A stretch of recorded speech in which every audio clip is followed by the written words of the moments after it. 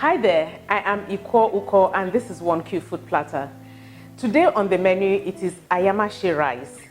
Ayamase Rice is basically from the southwest. I mean, this is my own creation. When you attend parties, you'll find that rice that is wrapped in leaves, and that is Ofada rice. And you then have this sauce. It's a pepper sauce, well fried, a lot of meat cut into little bits. That is the Ayamase sauce. But guess what? I'm putting everything in one pot. Why? Because sometimes if I need to take meals to the office, I don't want the complexity of oil pouring and all of that. And for me, putting the rice and getting the rice to be infused with all of these flavors just adds a different dimension for me. And talking about the moi moi leaves, maybe when I'm done with this, I'll try wrapping some of this rice in moi moi leaves and see what the taste, would look like. So to get started, we'll be using local rice. Actually, I'm using Abakaliki rice today. So can we say south or east meets west? Abakaliki rice, some pepper, that's the unripe pepper. Generally, unripe pepper is less hot, because we're going to be using quite a bit of this. But again, if you are not tolerable of hot, what you can do is take little bits of this and add green bell pepper. That reduces, the heat from the pepper. We'll need some onion, and that has been ground. Some ground crayfish. The meats we're going to use are pomo, which is cow skin, some tripe, and of course beef. You can actually use anything you want, but this is my choice for today. I have already boiled the meat, fried the beef and the shaki. I don't particularly like frying pomo because I think it takes out of the flavor. We left the stock, which we'll use, and then stockfish. I'm telling you, the flavor combination in this pot, you'll thank me for it after you've cooked. So I'm adding some bits of stockfish as well. The way stockfish goes with the aroma. So that is going to add to this. Now let's get to the iru. There are different types of iru. You have these ones that are clumped up. They are called pete, iru pete. What is it about? It's very, very well fermented. So it softens the locust bean much more. It's used mainly for okra and such dishes. The woro, which you will find more commonly in the market, that's the wet one, is used for many dishes like the one I'm going to use today. Is used for a foriro and what have you. More recently, people have understood that yes, it's difficult for us to keep this wet for long. So you now have iru that is dried and is sold in some shops. So for me, when I'm traveling out of the country, I prefer to use the dry iru. Ooh, the aroma is quite strong. I decided to say aroma. Quite strong, but trust me, once it gets in here, infuses with the rice, I mean, that's what gives the rice the characteristic flavor. As for my hands, of course, I'll wash it off. Once water touches it, I'm cool, my hand would not smell anymore. So let's get started. First, we'll heat the oil. I'll just put on the burner.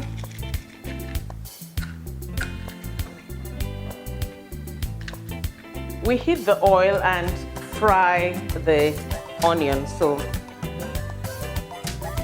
a lot of these things, really, I eyeball them, but this is something like 2 cooking spoons. I'll allow that to heat up a bit, and then we get on to fry the onion. But in the meantime, let me load the peppers into the food processor. I have them already washed here, so I'll just put them in the processor. The pepper itself, you don't blend it to be smooth. It's coarsely blended. I think this is coming out of the fact that back in the day, some of these things used to be pounded or, ground on stones. So, it wasn't that smooth. But I think leaving it coarse just adds the texture to the dish. Okay, so we blend.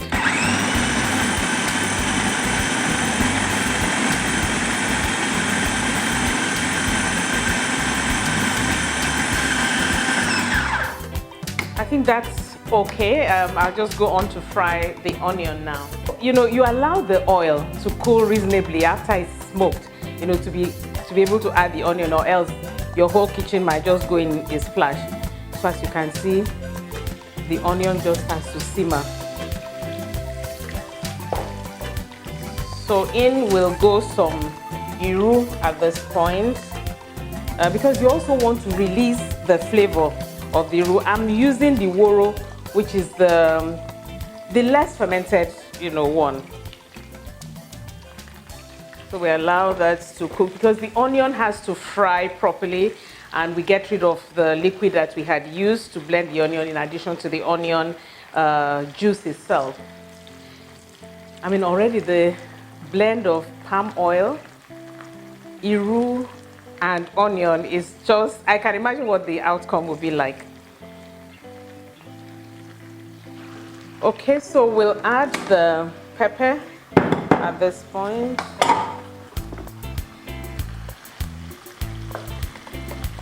As you can see, it's sparsely blended, just to give some texture to the rice. And you'll see later that the pepper actually disappears in the sauce.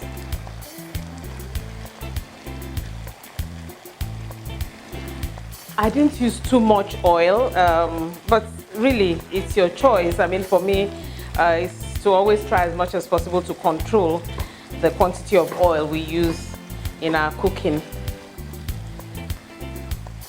So we allow that to fry down a bit, and then I'll go for the crayfish and then season the sauce before we then go on to the rice. Okay, so I think it's time to add the crayfish, ground crayfish. This is basically about a tablespoon of ground crayfish. It all adds to the flavor. The pepper itself, when blended, you know, I give it like 2 cups of blended green pepper. That's what I have here. I then would season some seasoning cubes and some salt. Just a little salt because I had used some salt to boil the meat. So at this stage, you just continue stirring and adjusting your heat, of course. So we leave that to cook a little bit, and then we get on to adding the meat. Just, you know, let it cook for just 2 minutes. Okay, I think we're ready to add our meat. First, I'll put in the stockfish previously boiled. This is like half a cup of stockfish pieces. And our meat, the beef, which is fried, the shaki fried, the pomo, which I said earlier, I'm just going to leave that boiled. And we stir and stir and stir, just so that the sauce, the pepper gets into the meat, and the flavor of the iru also gets into it. I mean, it's looking so gorgeous here. When I fry this down, for me, yes, maybe at home, I could end it here. Of course, that's after adding the meat stock, cook it down, and it's ready for rice. But like I said, I'm going to put everything together. I mean, look, it's like rice and stew and jollof rice. That's what we're doing here today. So I'll add the meat stock.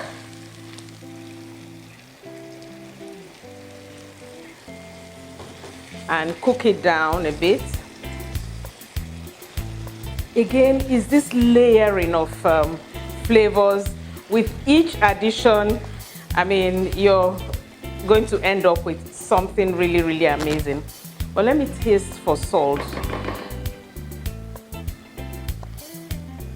I think that would do. I mean, you know, if you've been cooking for some time, you know how to fix this thing. So my salt is fine, and the seasoning is well balanced.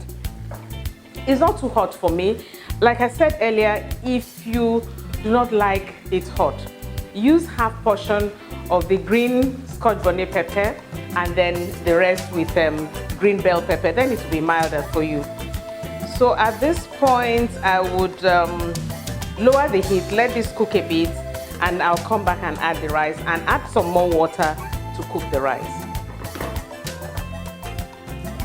This has been washed but not boiled, just washed. And I told you this was Abakaliki rice, you know, that's local rice. So this is all ingredients, all sourced from Nigeria. So we stir that. I would allow this to cook just a little bit so that we can then add some water so that the rice cooks through. So we just allow this bubble a bit.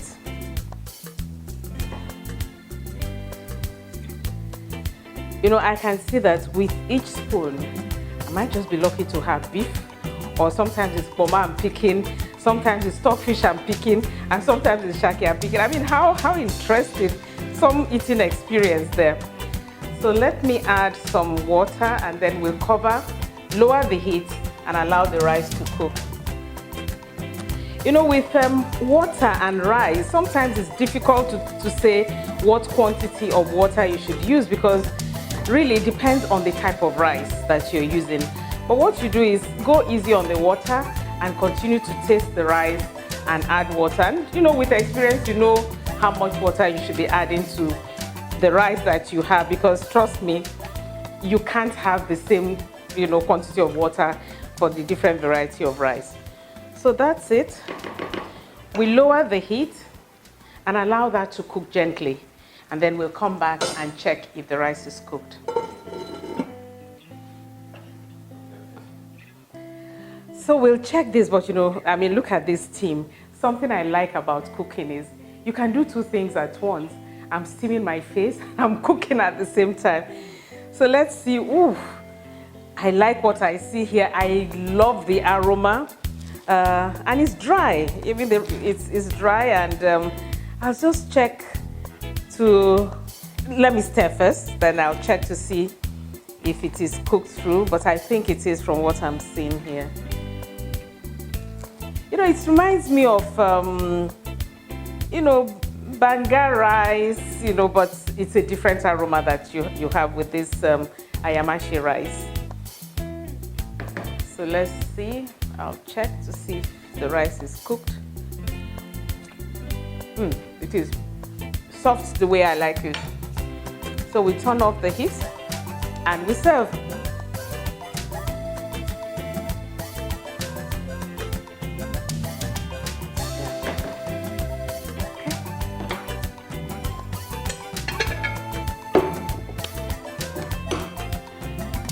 So we'll just dish some in here. You know, I had said earlier that, you know, I could wrap in moi moi leaves, and that would bring some additional flavor to this rice. But for now, yeah, I think this would do. I'll have it like that. I have enough flavors from the iru, from onion, from the stockfish, the pomo, and what have you. They all have added flavor to this dish. So yes, you have some obstruction, like I said, and that's it. Now, I'm just going to have to taste this. You know, I like the bottom pot, you know, of any cooking, whether it's jollof rice or coconut rice. I don't know, there's something about that, you know, end of the flavor being packed at the base of it. So I would have a few bits of obstruction there. Yes.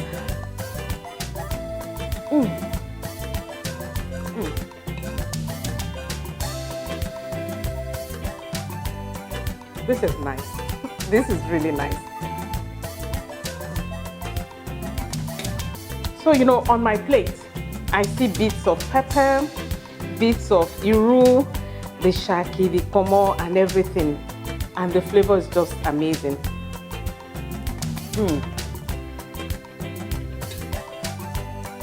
What's not to love about this? I like it. It's different. It's flavorful. And you know, for those that thought, oh, maybe the pepper was much, it is actually not much. Once it's green pepper, most of it is actually not hot. Pepper gets hot when it starts to ripen. I hope you get to try this and let me know how you go with Ayamase rice.